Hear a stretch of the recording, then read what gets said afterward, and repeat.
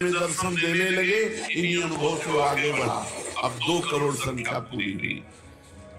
2 करोड़ संख्या पूरी होते ही उसके धन का अभाव जो था वो खत्म हो गया। एक मनुष्य के अंदर रहता है, मैं ऐश्वर्यवान बनूं, धनवान बनूं, भाव ही खत्म हो जाता है। अगर धन चाहिए तो कह रहे निर्धनता की पीड़ा जो उसके अंदर सता रही थी वो खत्म हो जाती है। उसके आवश्यकता से बढ़कर धन भगवान देने लगते हैं। जब 2 करोड़ नाम जप, माला तो माला से नहीं कि चेक आ गई कि नहीं, माला तो माला से नहीं, 2 करोड़ नाम जप करने वाले साधक के अंदर से धन की चाह खत्म हो जाती है। भगवान 2 प्रकार से चाह पूर्ण करते हैं। एक चाह हटा करके अचाह करते हैं और एक धन दे करके चाह से अचाह कर देते हैं। दैन्यता, दुख, भटकना ये सब खत्म हो जाता है। दरिद्रता के जितने उपद्रव होते हैं सब खत्म हो जाता है। उसमें सुख ही सुख, सुख ही सुख छा जाता है। जैसे 2 करोड़ नाम जप करने वाले के हृदय से धन का अभाव हो जाता है। सारी अनुकूलताएं उसको घेर लेती है, सारे वैभव उसको घेर लेते हैं। जैसे समुद्र बिल्कुल नहीं चाह करता पर नदियां दौड़ती हुई समुद्र में अपने आप समा जाती है, ऐसे 2 करोड़ नाम जापक के पास अपने आप सुख समृद्धि घेर लेती है। आगे 3 कोटि भगवन नामों का जब होता जब पूर्ण, तो स्थान पराक्रम का विशुद्ध तब हो जाता है पूर्ण। जो 2 करोड़ के बाद आगे बढ़ा तो अंतःकरण स्थान है, परम पवित्र होने लगता है। 2 करोड़ नाम जप के बाद जब धन की चाह मिट गई, 1 करोड़ में सुना, 2 करोड़ में, अब 3 करोड़ में। पहले जो प्रतीत होते थे कार्य अतीव असाध्य, वे सब के सब हो जाते हैं शीघ्र सहज ही साध्य। 3 करोड़ नाम जप करने वाला का हृदय पवित्र हुआ। और जो असाध्य था कि काम नहीं छोड़ सकते, क्रोध नहीं छोड़ सकते, अरे ये तो बहुत बड़ी, सब साध्य होने लगा। जो चाहता है वो हो जाता है। 3 करोड़ नाम जप करने वाले का ऐसा संसार उसे प्यार करने लगता है जब 3 करोड़ नाम हो जाता है। जैसे सगा भाई अपने सगे भाई से प्यार करता है और उससे भी घनिष्ठ पूरा संसार उसे प्यार से देखता है। जिसके 3 करोड़ नाम रूपी धन हो जाता है, शेष कहे मन में लेकर ऐसे अनुभव के भाव, आगे आगे अधिक वेग से चलो बढ़ाते पाओ। अब 4 कोटि जब से होती है सुख स्थान की शुद्धि, फिर तो बाधित किसी त्रास से हो न कभी मन बुद्धि। 4 करोड़ जब नाम हुए तो सुख स्थान कौन है? हृदय। हृदय में सुख क्या है? भगवदानंद। अब उसके अंदर भगवदानंद का स्फुरण हुआ 4 करोड़ नाम जब से। अब मान अपमान, लाभ हानि, दुख सुख, द्वंद्व जितने, इनका कोई प्रभाव उसके हृदय में नहीं पड़ता। 4 करोड़ नाम जापक के हृदय में प्राणी को नित्यत्व बोध का सुख मिलता भरपूर। कायिक वाचिक मानसिक सब दुख हो जाते दूर। शेष कहे मन में लेकर ऐसे अनुभव के भाव, आगे आगे अधिक वेग से चलो बढ़ाते पाओ। जब 4 करोड़ नाम जब होता है तब हृदय एकदम परम पवित्र, कोई भी बाधा उसे स्पर्श नहीं कर सकती। लौकिक, पारलौकिक, बाहरी, भीतरी, कोई भी बाधा, अबाध स्थिति 4 करोड़ में। और उसे अपने नित्य स्वरूप का बोध हो जाता है। मैं नित्य हूं, शरीर संसार अनित्य है, वेदांत नहीं पढ़ना पड़ा। 4 करोड़ नाम जप से उसको ये बोध होने लगा। प्राणी को नित्यत्व बोध का सुख मिलता भरपूर, कायिक वाचिक मानसिक सब दुख दूर हुए। शरीर निर्विकार, मन निर्विकार, वाणी विकार रहित आनंद में जीवन। 4 करोड़ नाम जप, स्वरूप का बोध और निर्विकार स्थिति। अब उसके अंदर अपार ज्ञान की वृत्ति उदय हो गई 5 करोड़ नाम जप में। जब 5 करोड़ नाम जप किया तो विद्या का प्रादुर्भाव हो गया। जो शास्त्रों में लिखा है उसकी वाणी से निकलेगा। अगर वो संसार चाहता है तो जो चाहेगा 5 करोड़ नाम जप में पुत्रहीन पुत्रवान हो जाएगा, आयुष्मान हो जाएगा। अगर जिसकी आयु क्षीण है, मूर्ख मनुष्य है तो बहुत विद्वान शास्त्रों का हो जाएगा। कोई उससे द्वेष करता है तो उसके सामने घुटने टेकेगा। बहुत से लाभ उसके 5 करोड़ नाम जप करने। 4 करोड़ में स्वरूप बोध हो गया था, 5 करोड़ में अगर जो चाहे तो चाहे नहीं ले जाती स्वरूप बोध के बाद, लेकिन अगर फिर भी आवश्यकता है जो चाहे वो प्राप्त हो जाता है। 6 करोड़ जप से कट जाते रिपु स्थान बाह्य और कामादिक, आंतरिक बैरी होते नष्ट। 6 करोड़ नाम जप करते ही वो 6 शत्रुओं पर विजय प्राप्त कर लेता है। काम, क्रोध, लोभ, मोह, मद, मत्सर, इन पर विजयी, स्वरूप बोधवान, अपार धन संपत्ति, स्वप्न में देव देवांतरों के बड़े बड़े महापुरुषों के दर्शन, अपार आनंद में। 6 करोड़ नाम जप करने पर दुस्साध्य रोग, असाध्य रोग कभी नहीं ठीक होता। संकल्प करे 6 करोड़ नाम जप करके तो तत्काल ठीक हो जाए। अभी जो भजनानंदी महात्मा, इनके लिए कोई दुर्लभ वस्तु है क्या?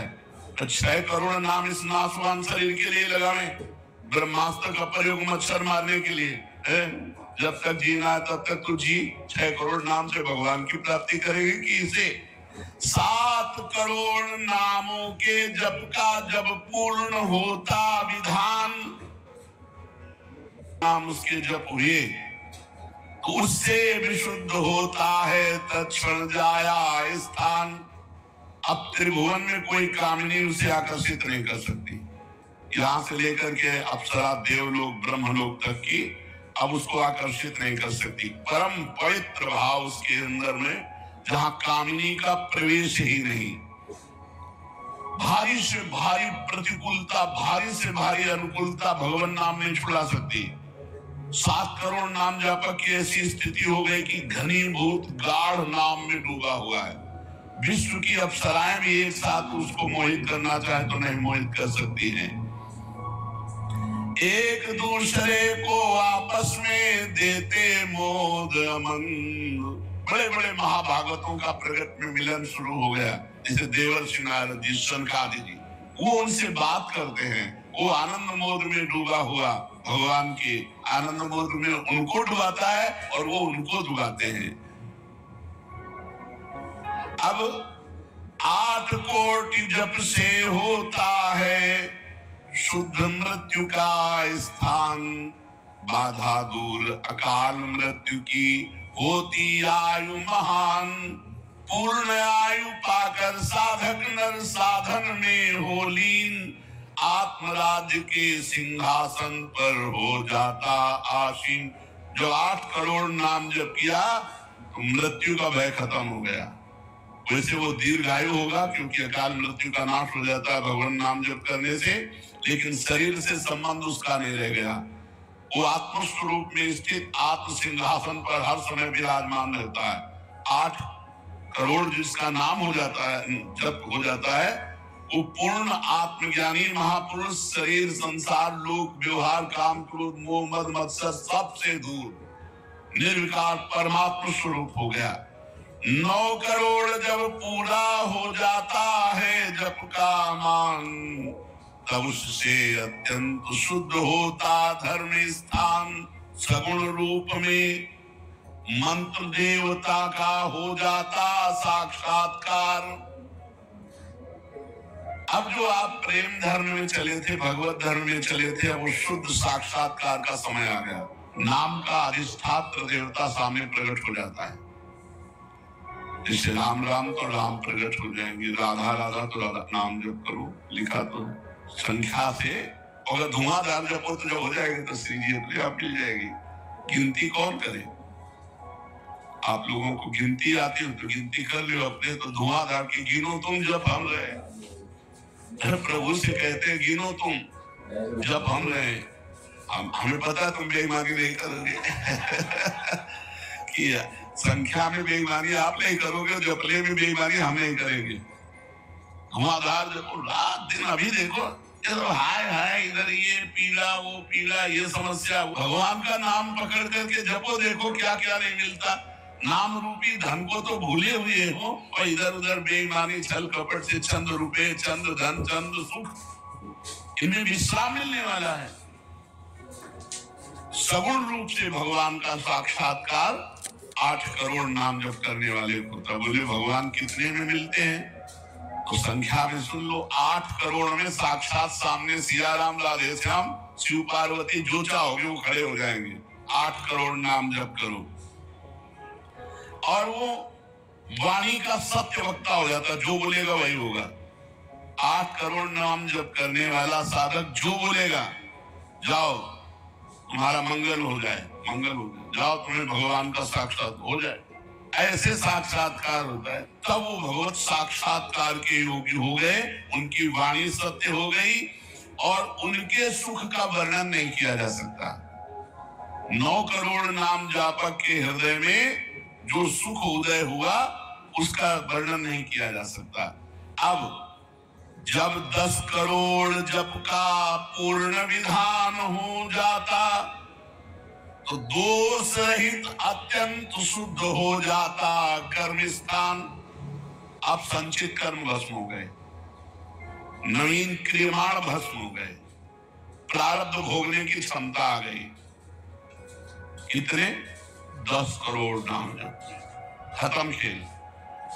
अभी पहुंच रहा है परम मोक्ष की तरफ, भगवत साक्षात्कार।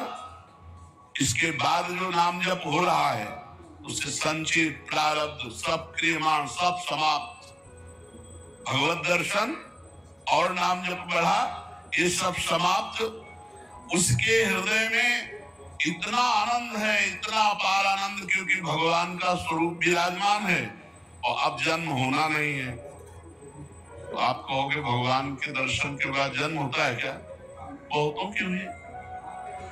इससे मुचकुंद जी से कहा आपको अगला जन्म लेना पड़ेगा। दुर्योधन ने भी भगवान के दर्शन किए, बहुत लोगों ने दर्शन किए। भगवत दर्शन के बाद जब और भजन होता है, इसीलिए भाई जी ने कहा नाम मत छोड़ना, भजन मत छोड़ना।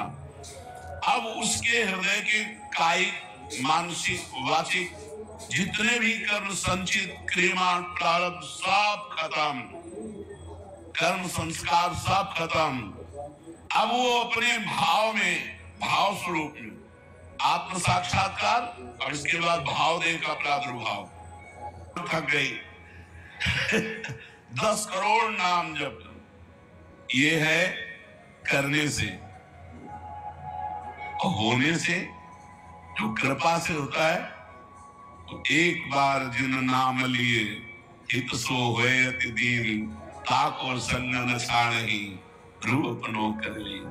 हरिवंश प्रताप ही जानत है, हरिवंश प्रबोध प्रमाणत है, हरिवंश सर्वस्व है तिनके सुख संपत्ति दंपति। यहाँ करोड़ नहीं बता रहे, यहाँ कह रहे हरिवंश प्रताप ही जानत है, हरिवंश प्रबोध प्रमाणत है, हरिवंश सर्वस्व है तिनके सुख संपत्ति दंपति जो जिनके। अब जो 11 करोड़ का नाम जप करता है, अब उसके लिए लाभ शब्द खत्म हो जाता है। मतलब जितना जो कुछ लाभ है, लौकिक पारलौकिक योगिक, सब स्थितियां उसके सामने जागृत हो जाती है। ज्ञान की अष्ट भूमिकाएं, भक्ति की भूमिकाएं, योग की भूमिका, वो जो चाहे 11 करोड़ जप करने वाला सब प्रकार की रिद्धियां सिद्धियां सुख संपत्ति सब कुछ, और जहां की लीला चाहे, गोकुल की, अयोध्या की, काशी की, सब लीलाएं उसके सामने स्थित होंगी। 11 करोड़ सब सिद्धियां, सब आनंद, सब लीला में प्रवेश 11 करोड़ के बाद। और 12 करोड़ जब नाम जप कर लेता है तो उसके पास इतना खजाना हो जाता है कि भगवान उसके अधीन होकर पीछे पीछे डोलते हैं। और जब 13 करोड़ नाम जप कर लेता है तो किसी को भी मोक्ष दे सकता है, बस इतनी संख्या है। 13 करोड़ नाम जप कर ले तो किसी पापी आदमी को भी मोक्ष में सातरते शालोकांतायते। इसीलिए कह रहे हैं कि अपने हृदय रूपी महल पर हमने नाम का दीपक जलाया, और ये दीपक 12 नाम का महल भया उजियार, महल भया उजियार, नाम का तेज विराजा, शब्द किया प्रकाश मानसर ऊपर छाजा। मन के ऊपर सवार हो गया नाम जप। देखो नाम बहुत बड़ी चीज है। गोस्वामी जी ने कहा अवलोकन अपना, हमें सबसे बड़ी चीज मिल गई, पायो नाम चारु चिंतामणि, उल करते न खसई हो अवलोकसानी। अब एक सेकंड खाली नहीं जाने, जो चाहिए यार नाम से मिल जाए। नाम में सब कुछ विराजमान है। तुम्हें धन चाहिए, स्त्री चाहिए, पुत्र चाहिए, जो चाहिए सब मिल जाएगा। पर ऐसे नहीं मिल जाएगा कि 2-4 माला घुमाई, ऐसे नहीं मिलेगा। जब 10,000 वर्ष तक करदम जी ने नाम जब किया तो देहूती जी दुल्हन मिली, महाराज मन शतरूपा की पुत्री देहूती, और पुत्र रूप में भगवान कपिल देव जी आए। तो अपने 10,000 वर्ष तो है ही नहीं, 70-80 वर्ष की जीवनी है, इससे ज्यादा तो रह ही नहीं गई है। तो हम नाम जप करें, नाम जप के द्वारा जो चाहेंगे वो प्राप्त हो जाएगा। कह रहे महल भया उजियार, नाम का तेज विराजा, शब्द किया प्रकाश मान सर ऊपर छाजा। सबके ऊपर मन जो है अपना अधिकार किए हुए है, और मन के ऊपर अधिकार कर ले वही सच्चा मान प्राप्त करने वाला है।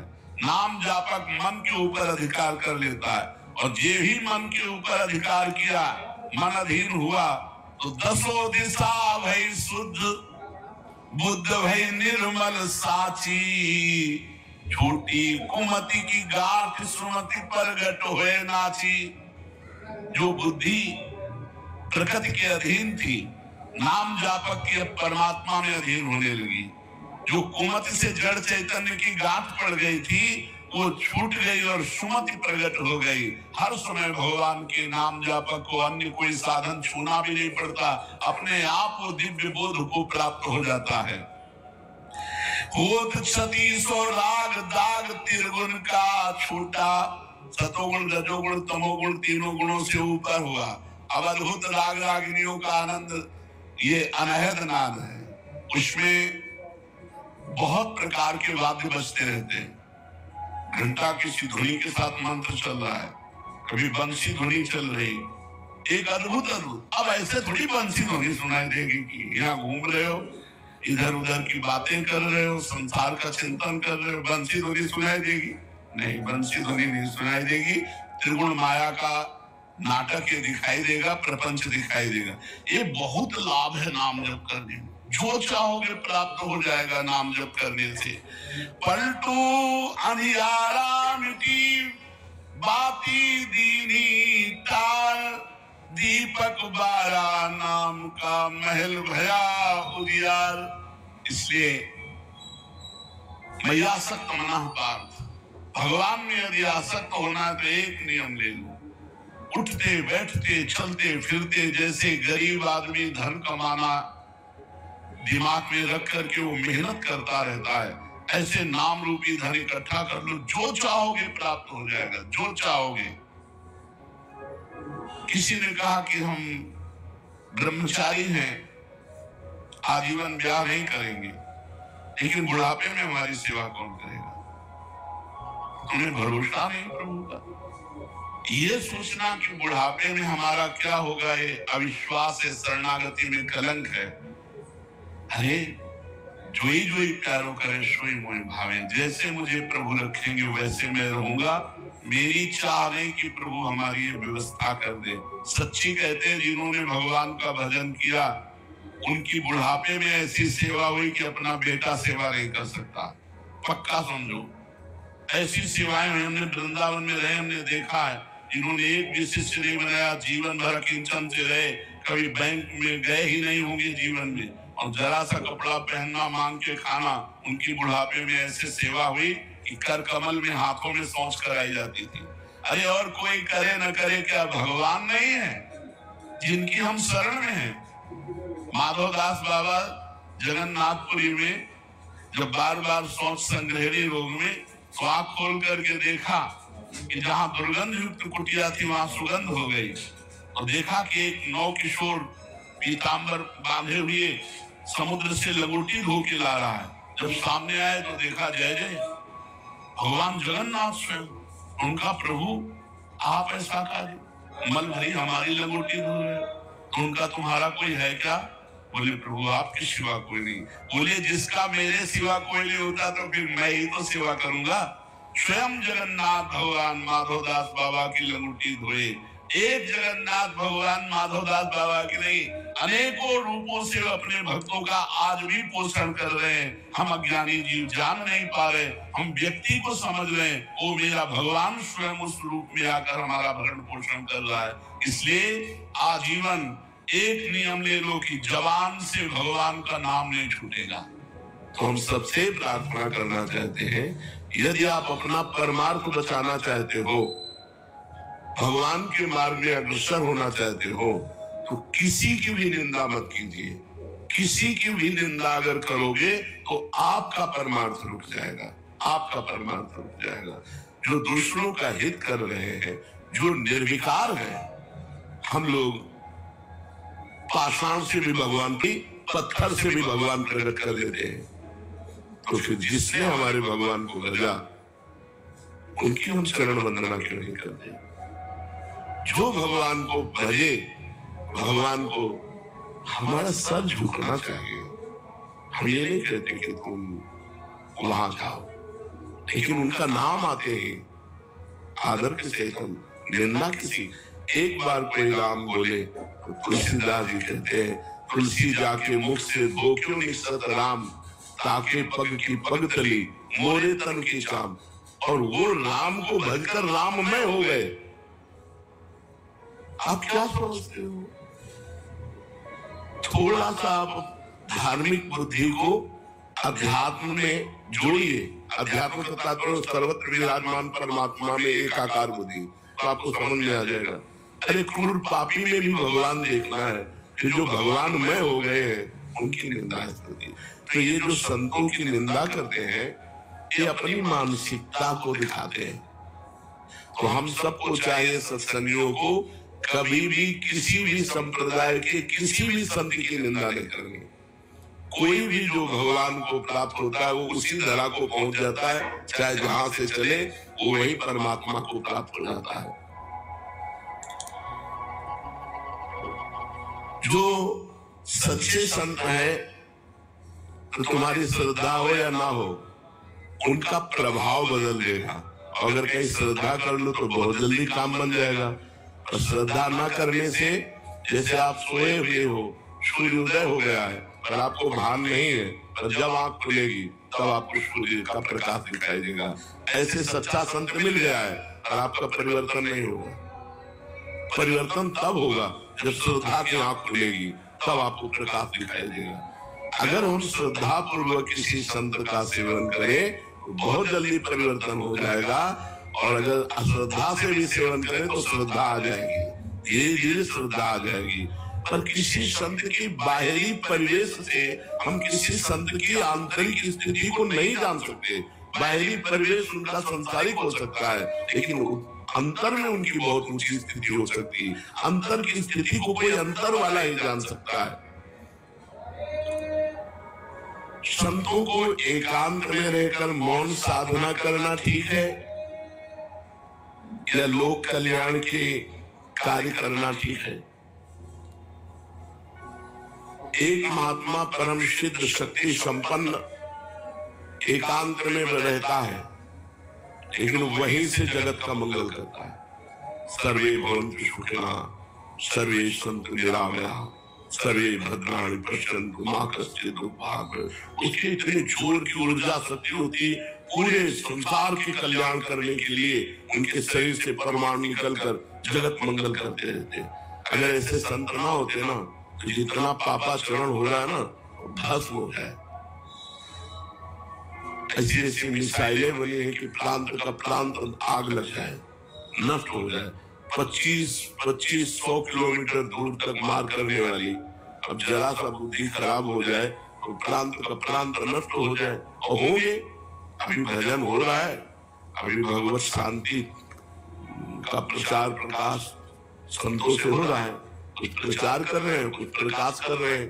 एकांत में जो बैठकर उनका प्रकाश होता है, उनके परमाणु जाते हैं और हर जीव के पापों का नाश करते हैं।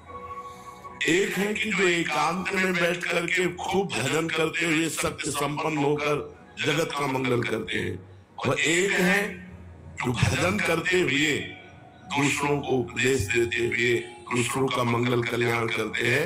अगर दोनों को तोला जाए तो पहले वाला श्रेष्ठ निकलेगा।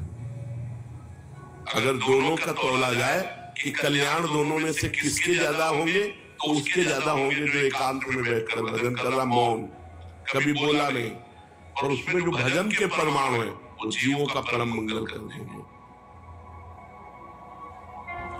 जीवन मुक्त पुरुष महापुरुषों के द्वारा जो कर्म होते हैं, क्या वो पाप पुण्य जैसे होते हैं? जैसे संसारी आदमी काम करता है, अच्छा तो पुण्य हो गया, बुरा तो पाप हो गया। तो जीवन मुक्त पुरुषों के द्वारा जो कार्य संपादन होता है, तो क्या वो शुभ अशुभ की तरह होता है, पाप पुण्य की तरह होता है? तो कह रहे महापुरुषों के द्वारा जो क्रिया होती है उसे कर्म संज्ञा दी ही नहीं जाती, उसे लीला कही जाती है। लीला है, वो गंगा स्नान कर रहे हैं तो उनकी लीला है, और नाली में स्नान कर रहे हैं तो उनकी लीला है। उसको कर्म संज्ञा नहीं दी जाती। जहां कर्ता ही नहीं बचा, अहंकार ही नष्ट हो गया, तो वो पूरे विश्व को भंडारा करा रहे तो कोई पुण्य नहीं, और उसके द्वारा कुछ लीलाएं हो रही तो कोई पाप नहीं। वो पाप और पुण्य दोनों से बड़े। अब अच्छा हो रहा है तो उसकी प्रशंसा करेंगे संसारी, अगर उनकी बुद्धि के खिलाफ हो रहा है तो उनकी अवहेलना करेंगे। जो सिद्ध संत होते हैं, देखो इसी में परीक्षित जी को संशय हो गया था कि धर्म के लिए भगवान ने अवतार लिया, रात्रि में एकांत में गोपिकाओं को बुला करके रास करना, ये क्या धर्म के विरुद्ध नहीं हुआ? परीक्षित जी के इसी प्रश्न से रास का विश्राम कर दिया कि ये तो, जबकि परीक्षित जी लोक संग्रह के लिए प्रश्न, तो उन्होंने कहा कि जो भगवान शंकर जैसे है वो विष का पान किया, दूसरा पान करे तो मर जाएगा। ऐसे जो महापुरुष है वो जो कर रहे वो हमें नहीं करना, वो जो उपदेश कर रहे और उपदेश से जो उनके आचरण मिले वो करना, बका नहीं करना। वो महापुरुष है, उनकी लीला है, वो क्या कर रहे हैं। तो क्या महापुरुषों के द्वारा पापाचरण भी होता है क्या? ये तो साधना अवस्था में छूट गया था, तो सिद्धावस्था में कैसे हो सकता है? तुम्हारी मति गति के परे की लीला हो सकती है। जैसे ब्रज के भक्तों में पढ़ना, ग्वालिया बाबा, एक बंगाल से परिवार आया था और उनके साथ 18-20 वर्ष की लड़की थी, 70 वर्ष के बाबा होंगे, साफा बांधे रहते तो राजा महाराजा की तरह। देखा वो यार की मर्जी होगी, अब इससे ब्याह करेंगे। उनके पिता ने कहा कैसी बात करते हो, उन्होंने कहा अब तो ब्याह करेंगे। वो इतनी जोर से आवाजें होने लगी कि भीड़ लग गई। क्या हुआ क्या हुआ? बाबा ने कहा मुझे लड़की से ब्याह करेंगे। उनका हम ऐसे कैसे कर देंगे इनके साथ? बोले नहीं ब्याह करेंगे। झगड़ा शुरू हो गया। पिता ने कहा वो पिंड बचाना मुश्किल हो गया। बाबा ने कहा अगर ब्याह नहीं करोगे तो चिता लगाकर भस्म हो जाऊंगा। उसने कहा तुम मर भले जाओ, हमारा क्या बिगड़ रहा है, हम ब्याह नहीं करेंगे। तो ऐसा थोड़ी अपनी बेटी का ब्याह कर देंगे। बाबा ने चिता लगा ली। ब्रजवासियों ने कहा हाथ जोड़ के कहता हूं तुम हाँ कह दो, अगर ब्याह कर लेंगे तो जो कहोगे वो हम हार जाएंगे। बिल्कुल नहीं होगा ब्याह, तुम हाँ केवल कह दो। उसको वो समझाया, बंगाल से आया था। तो उसने कहा बाबा ब्याह कर लो, हम राजी हो गए। बोले अच्छा चलो चिता में बैठे। यार की मर्जी नहीं है, ब्याह नहीं करेंगे। तो चलिए अब आप बताओ क्या सोचोगे आप?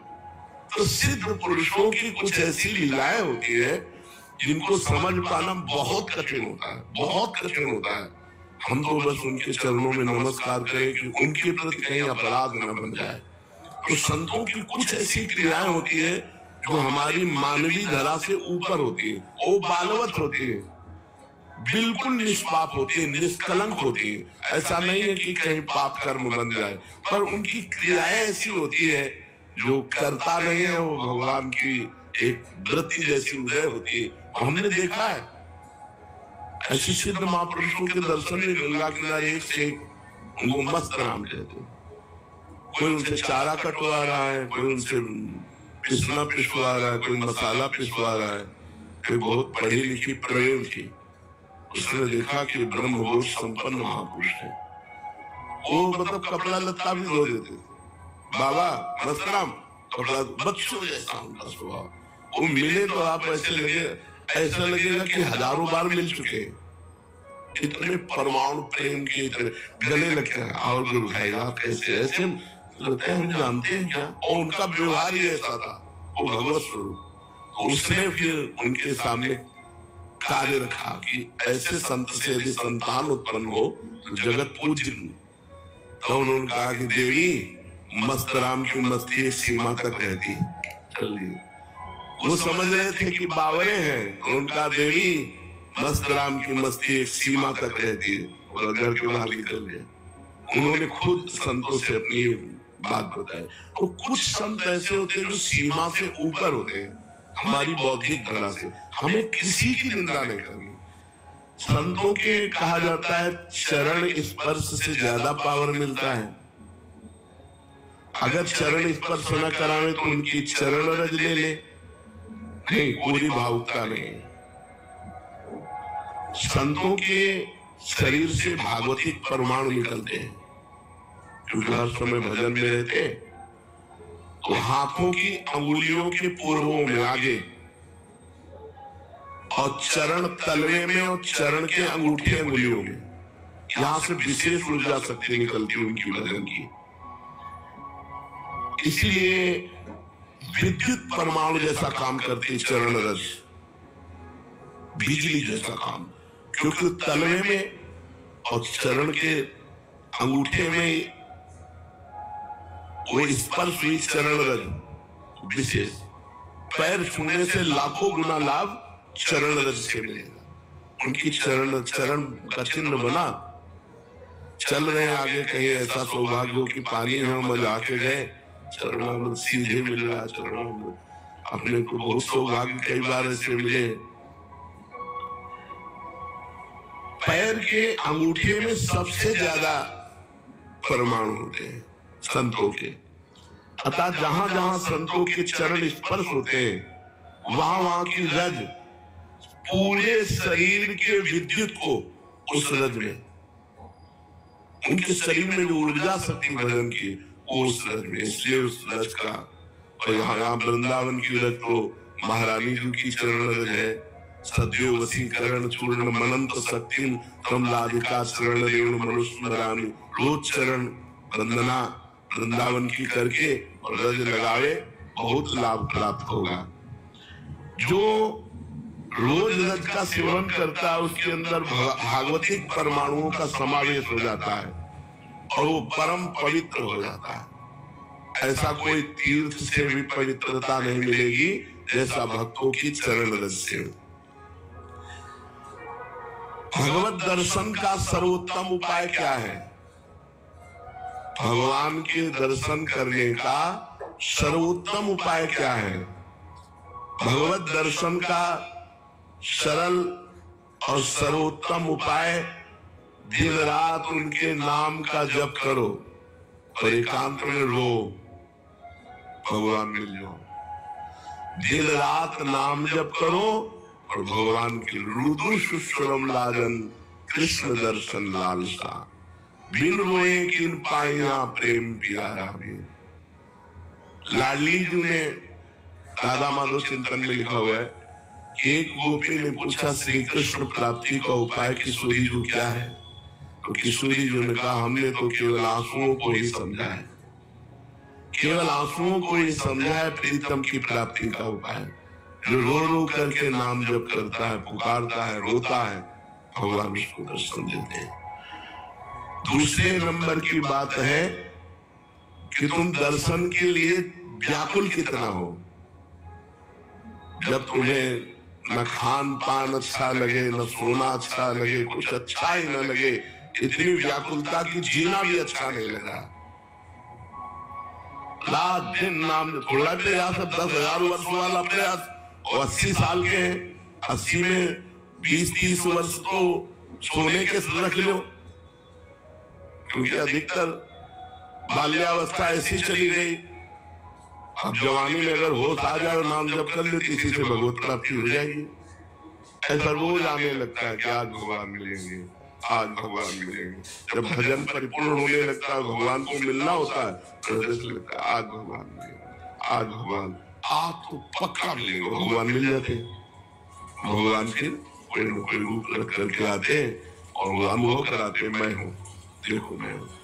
अपने को तो अन्य रूपों की बात क्या, साक्षात रूप में भगवान शंकर काशी के घाटों में आए, पर ये बस था मुंह प्यास रहते हुए, आज भगवान मिलेंगे, आज भगवान मिलेंगे, आज पक्का मिलेंगे। दोपहर की तपती हुई भूमि, जो पूरे घाटों में कोई व्यक्ति न दिखाई दे, नंगे पैर, हाथ में त्रिशूल लिए हुए, जटाओं का आए, दौड़ पड़े, साष्टांग दंडवत।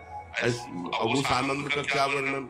और उन्होंने भी एक उंगली उठाई थी, उन्होंने सत्संग में पीछे भी बताया, एक उंगली उठाई, बोले कुछ नहीं, एक है बस, एक है, अनेक कोई नहीं, अन्य कोई नहीं। जो किसी की निंदा करता है वो अभी अज्ञानी है, अन्य की निंदा में। यहाँ तो पापी की भी निंदा नहीं की गई है। ये क्रूरापि पापिनोन्नत सताम संभास दस्यासे सर्वान वस्तुतया निरीक्ष परम स्वाराध्य बुद्धिर्मम। मेरा दृढ़ विश्वास है कलयुग में थोड़े ही भजन से भगवान का साक्षात्कार हो जाता है, क्योंकि अल्पायु है हम लोगों की। भगवान के दर्शन कैसे होते हैं? कैसे कैसे कैसे भगवान के दर्शन होते हैं? जब से, तब से, बड़ी बड़ी साधनाओं से भगवान के दर्शन कैसे होते? भगवान मेरे हैं और बस मुझे मिलना है, मुझे प्रिया से मिलना है, मुझे प्रभु से मिलना है, बस बहुत सरलता की बात है। भगवान मेरे हैं। जितना माँ से प्यार है, जितना बहन से प्यार है, जितना शरीर से प्यार है, जितना पुत्र से प्यार है, उतना भगवान से प्यार हो जाए, भगवान मिल जाएंगे। उनको तो थोड़ा भी प्यार दे दो तो मिल जाएंगे, पर थोड़ा भी प्यार नहीं है, कैसे भगवान मिले? कौन भगवान से मिलना चाहता है? किसको व्याकुलता हुई? कौन रात भर जगा भगवान से मिलने के लिए? कौन कई दिन भूखा रहा भगवान से मिलने के लिए? ये बातें हैं। सबकी ममता ताग बटोरी, मम पद मन बांध बरडोरी। अब प्रभु के सिवा मेरा कोई नहीं, मेरे तो गिरधर गोपाल, दूसरों न कोई। हृदय व्याकुल है प्रभु के मिलने को, इतनी तक तो पहुंचना ही नहीं पड़ता। इसके पहले ही हृदय और मानस में छाने लगते हैं। साक्षात्कार तो अपने आप हो जाता, इतना नहीं पहुंचना पड़ता। मारो नहीं, सहज सरल आनंद, व्याकुलता आनंद भई, और उतने में आप थोड़ा करके देखो आपकी भावना में आते हैं कि नहीं प्रभु। अभी देखो आप जितना भजन करते हो उतनी भावना में आते हैं कि नहीं, देखो आप वैसे आपकी भावना के सामने है। जब गाढ़ भावना हो जाएगी तो ये आपसे बात करने लगेंगे। वो है कोई कण ऐसा नहीं जाना हो, तो जब आप भावना कर रहे हैं तो आपकी भावना में जो झांकी आई वो आए हैं प्रभु, वो केवल कोई भावना नहीं है। क्या साधना करते करते साधन के बल से भगवान मिल सकते हैं? नहीं। कि आप कुछ साधना कर रहे हो, साधना का आपको बल है, उससे भगवान मिल जाएंगे? नहीं, उसका फल मिलेगा आपको तप लोक, महालोक, जनलोक, ब्रह्मलोक और भी, लेकिन भगवान नहीं मिलेंगे। भगवान का मिलने का एक उपाय है कि वो कृपा कर दे, वो कृपा कर दे। कोई साधक चाहे कि अपने तपोबल से, अपने साधना के बल से भगवान को बांध के सामने खींच के लाए, ऐसा कोई तपस्वी नहीं पैदा हुआ, ऐसा कोई साधक नहीं पैदा हुआ। कितना भी साधन किया जाए, कितना भी योग किया जाए, परंतु भगवान के दर्शन सिर्फ भगवान की कृपा से होते हैं। वो देखकर द्रवित हो जाए कि बहुत तप कर रहा है, बहुत साधन कर रहा है, थक गया है, अब द्रवित होकर भगवान दर्शन दे रहे। लेकिन कोई अपने तपोबल से, कोई ये कि मैं साधना कर रहा हूँ, भजन बल से भगवान को अधीन कर, ऐसा नहीं कर सकता। वो जब भजन करते ही दैन्य भाव तो भगवान द्रवित हो गए और वो दर्शन दे दिए। क्या जैसे हम दो मित्र मिलते हैं ऐसे भगवान से मिलकर वार्तालाप कर सकते हैं? हाँ, अवश्य। यदि आपके अंदर भगवान से प्रेम उदय हो चुका है तो भगवान आपसे दो मित्रों की तरह एकांत में मिलकर परस्पर वार्तालाप कर सकते हैं। बिल्कुल। इच्छा जगाओ, मिलने की इच्छा जगाओ। जब एकांत में भक्त और भगवान बातें कर रहे हैं तो दूसरा देख सकता है, दूसरा सुन सकता है? नहीं। मान लो यही बैठकर भगवान से बातचीत हो रही हो, तो जैसे नारायण स्वामी थे, अरे भाग तो भाग, कितना भागेगा, और कपड़ा समेट के पीछे भागते, लोग देखे कोई नहीं, तो बाबा पागल हो गया। कुसुम सरोवर तक दौड़ के आते, फिर लौटते, फिर मुखारबिंद तक दौड़ के जाते, फिर वहां। जब प्रेमी जनों ने पूछा तो बोले हमारी उसकी छुआछुई हो गई, वो देखो सामने दौड़ रहा है, मैं उसे पकड़ रहा हूँ। लेकिन सबको लगता कि पागल हो गए हैं क्या, दौड़ रहे हैं, भाग तो कितना भागेगा, आज मैं पकड़ के छोड़ूंगा, और सामने कोई है नहीं, तो लोग पागल ही तो समझते थे। कभी भक्तों को एक पागल संज्ञा दे दी जाती है। श्री भगवान यदि भक्त से मिलकर बातचीत कर रहे हैं और भगवान चाह ले कि हमारे और भक्त के दर्शन करके हमारे और भक्त की बात सुन ले, तो सुन लेगा, अन्यथा समाज में भगवान मिलकर चले जाएंगे और वो नहीं जान पाएगा। भगवान कृपा कर दे कि इसको मेरे दर्शन हो जाए, मेरी भक्त की बातचीत सुनाई दे, तो वो सुन लेंगे। दूसरा सामर्थ्य नहीं है कि भगवान और भक्त की वार्ता को सुन सके या देख सके, जबकि प्रकट में होगी और वो सुन नहीं पाएगा, देख नहीं पाएगा। भगवान मिलने वाले हैं, कैसे पता चलेगा? उसकी पूर्व की स्थिति क्या होती कि अब भगवान मिल जाएंगे, बस अब पक्का। भगवान के साक्षात्कार के पहले उसे स्वप्न में भगवान मिलेंगे, स्वप्न में भगवान का आना होगा। फिर वो बैठे बैठे दिव्य प्रकाश उसके झलकने लगेगा, वो प्रकाश में भगवान की झांकी करेगा, जिसको साक्षात्कार होना, साक्षात स्वप्न में भगवान के दर्शन होना। ऐसा नहीं कि कोई फोटो के दर्शन हो, स्वप्न में ऐसा कि हम देख रहे हैं, बातचीत कर रहे हैं भगवान से। जागृत में बैठे बैठे दिव्य प्रकाश उसमें भगवान दिखाई दे रहे, वो भगवान से बातचीत कर रहा है। ये पहली स्थिति होगी, फिर साक्षात भगवान प्रकट होकर उसे दर्शन देंगे। प्रकाश के अगर दर्शन नहीं हुए तो भगवत दर्शन का भी अधिकारी नहीं। स्वप्न दर्शन के बाद भी दिव्य प्रकाश उसके नेत्रों के सामने छाया है, हर समय ललित त्रिभंगी मूर्ति सामने विराजमान।